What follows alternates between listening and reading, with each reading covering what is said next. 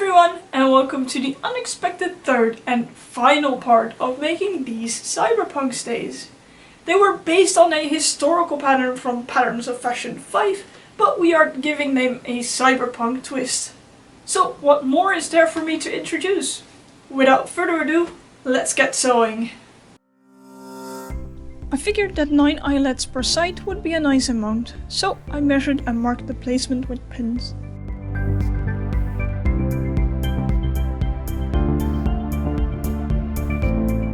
Usually I want to make the full hole with just an awl as to not to damage the fabric. But whenever I tried, I couldn't get the holes wide enough to insert the 5mm eyelets. So in this case a hole punch was used.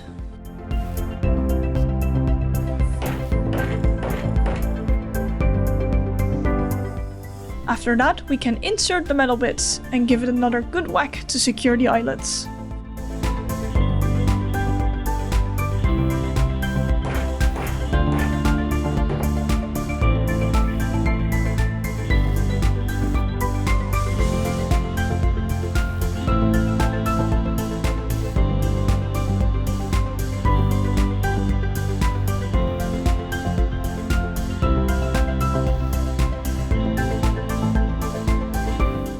Now that the back closure is in, we can do yet another test fit. I was just happening to wear a Pokemon shirt today, so that's what we wear underneath today. This is also the first test fit after we cut off these parts, and I think I really like the height they are at right now. Might become a bit lower when we add the binding, but for now that looks good. And I'm really happy how the back turned out. You see, it fits pretty well, and I really like the way that it curves out slightly at the bottom, which I think gives a really pretty silhouette. And since we also know what we want to do for the top, but we can only attach it after we finish this, it means that we can now start on a super exciting part of these stays, namely inserting the EL wire. Pulling the EL wire through will be quite a bit of work, because we have to pull through the entire bit of EL wire through every channel. I'm going to start on this end and then leave a bit so that I have room to manipulate the EL wire and put the battery pack wherever I want it. So let's start the very big job of pulling all of the EL wire through. This is also the moment to see if I actually made the channels wide enough. So let's see.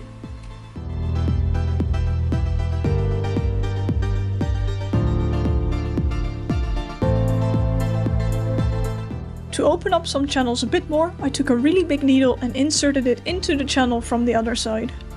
This opens the channel slightly, making it a tad bit easier to pull the EL wire through. I figured out this method when I was inserting the cording in my historical stays, but it works really well here too.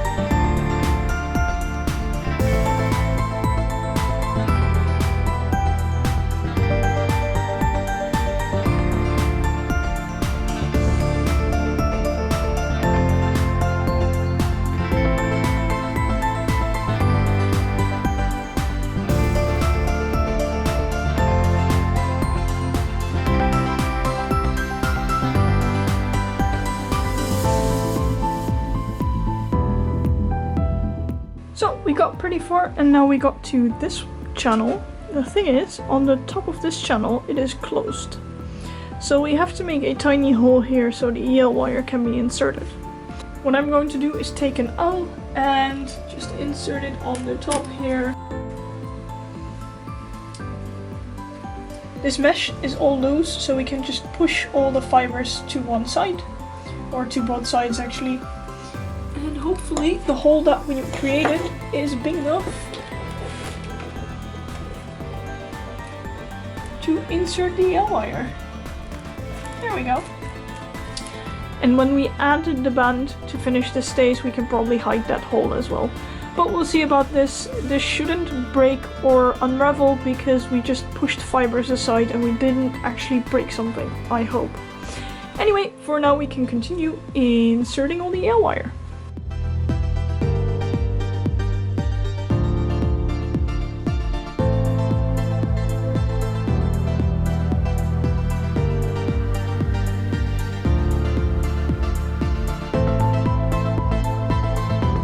So I tried what I could, but unfortunately this channel here, let's see if I can actually get it on camera.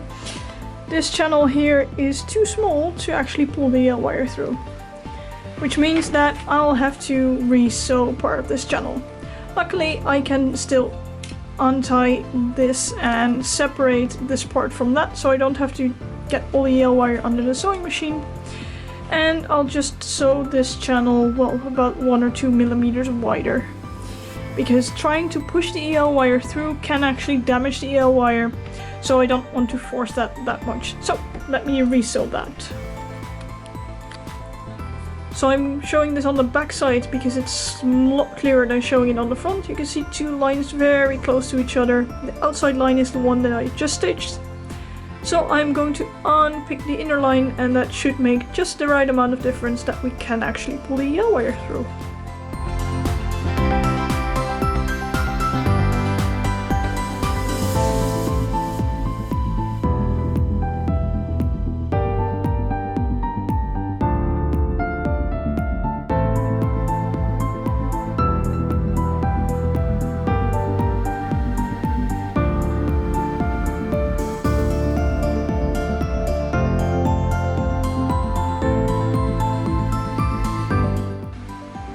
So, we've got all the EL wire.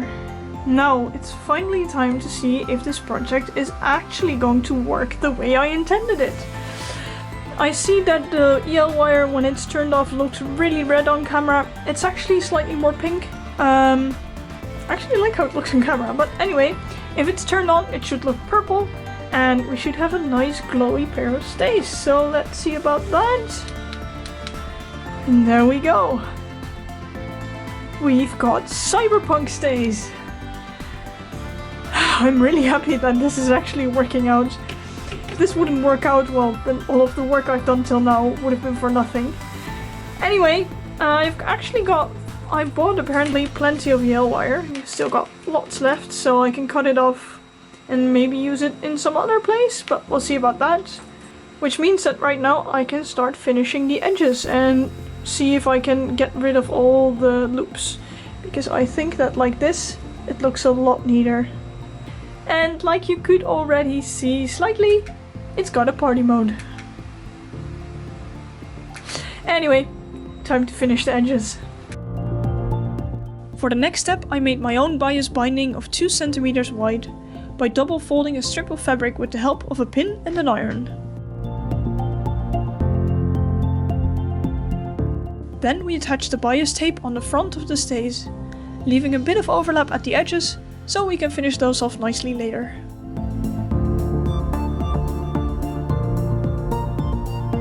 The binding is sewn on entirely by hand, as we can't use a sewing machine in combination with the EL wire. It can then be flipped over and pinned on the other side. On the edges we can fold the excess before folding the binding, so the corners are finished neatly as well.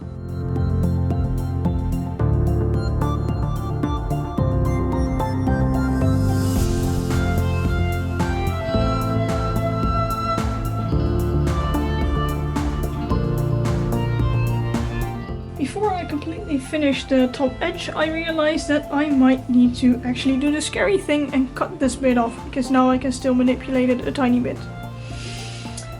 But yeah, cutting this off is really scary. So what I will be doing is pushing this out a bit further, cutting it off, wrapping the end with electrical tape and then shoving it back in. My electrical tape is black, so that should just fit perfectly and be pretty much invisible. But before I do that, I just want to let you know, no battery attached at this moment.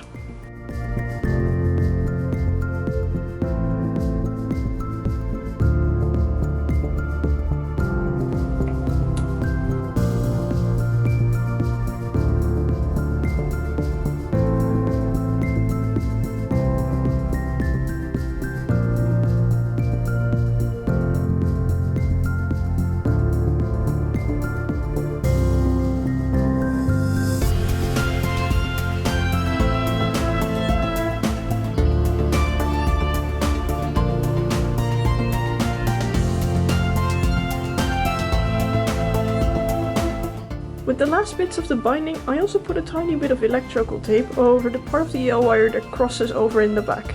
This way, even if there is a tiny gap here, you won't really see the EL wire. So this can just move from one to the other. Now, I still have to fold over this bit of binding. And when I fold this over, what I will do is have this entire bit of EL wire that sticks out at the front. Put it in here and fold it over like that. So that the EL wire sticks out at the back instead of at the front, because I think it's more useful to have the battery pack in the back than in the front. So last bit of hand sewing on the binding, folding this over and actually putting the EL wire in.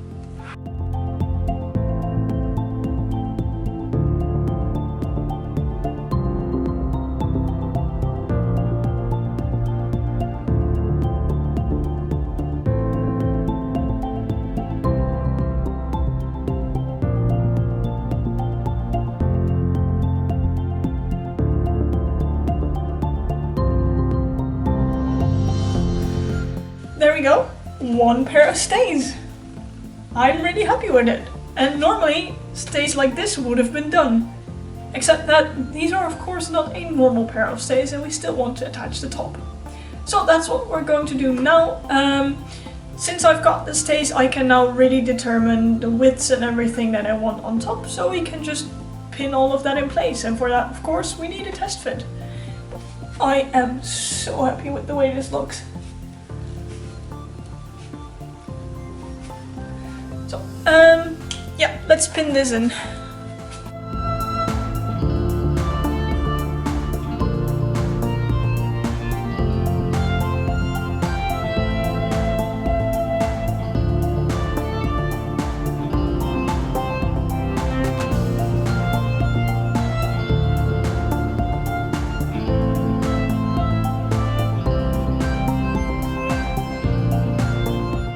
So I've pinned everything on one side because I do want it symmetrical, so I'll just copy it to the other side later. And I think I don't want this gap to be too big, and I think I'll probably make another version of this, cut out a small bit and make an interfacing, because folding over these edges is slightly difficult. Yeah, which means that I now have how wide I want this to be, so I can sew this in place, or at least sew it how big I want it to be. And then I guess we can start adding snap buttons, because I do think that's how I want to attach it. I don't want to attach this permanently, as I still want to be able to wear the stays separately. So yeah, that's it. I think I'll have to repin the back, and that's going to be difficult, but yeah, something like that. I also made this end up a bit further back than I originally anticipated, with the reason that I just realized I'm going to wear a tank top underneath. If I let this end all the way over here, I probably need to shorten the armholes of the tank top, and that's more effort that I don't really feel like doing.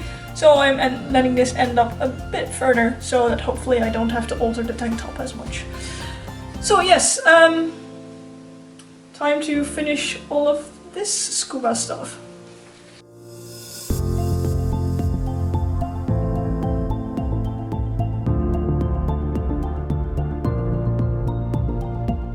And this is what it looks like when we remove the scuba from the stays. This is the front, this is the back. And as you can see, we folded over the entire armhole. So I think it's easiest if we just zigzag stitch this all the way down, so that the seam is folded over at the back. And considering it doesn't fray, I don't think we need to finish it any more than this. And once that is done, we can repeat this on the other side, and I think after that it is time to put in some bit of facing on, well, the keyhole in the front.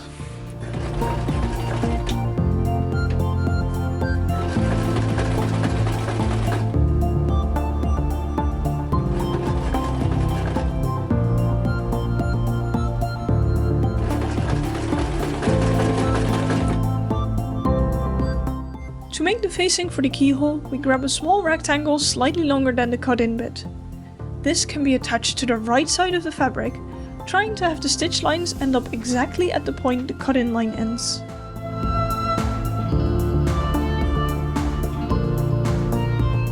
After stitching on the rectangle, we can cut it in with the same length as the other line. Then the entire rectangle is flipped to the wrong side of the fabric and stitched close to the edge.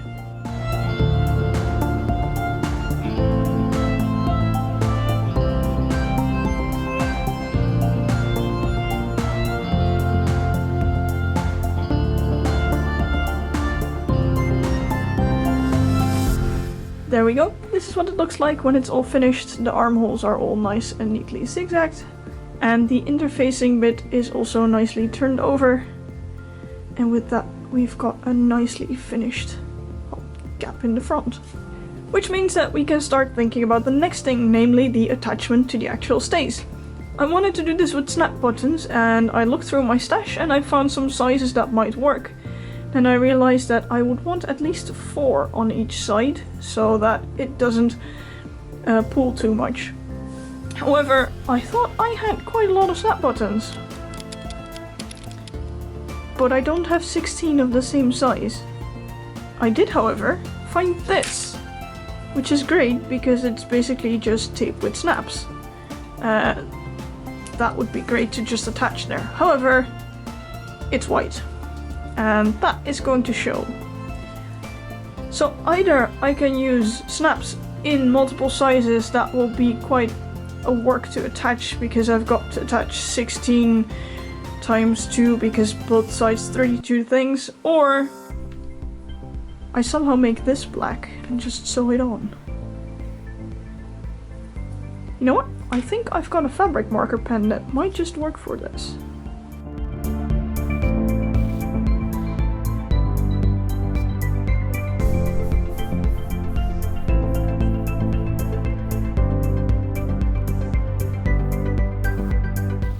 There we go, that all reasonably passes black.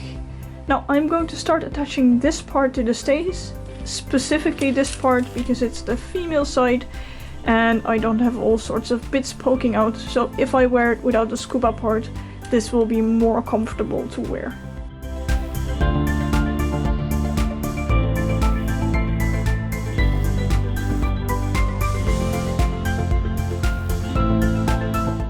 There we go, the strips have all been pinned to the top, which means that now we can attach the other half all the way on the top. Now we can put everything on, pin the scuba to this strip, take everything off again, and attach all the strips.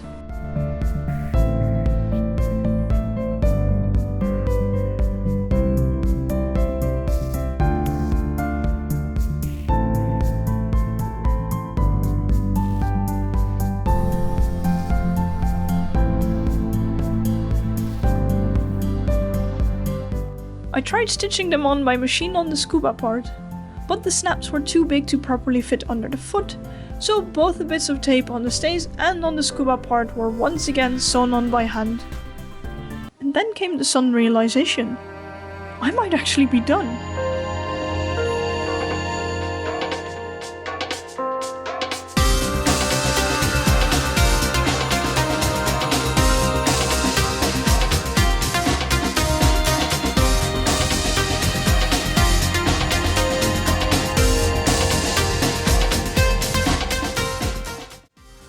There we go, I've pinned everything on one side. The back is of course really difficult to pin, so I think my pin fell out.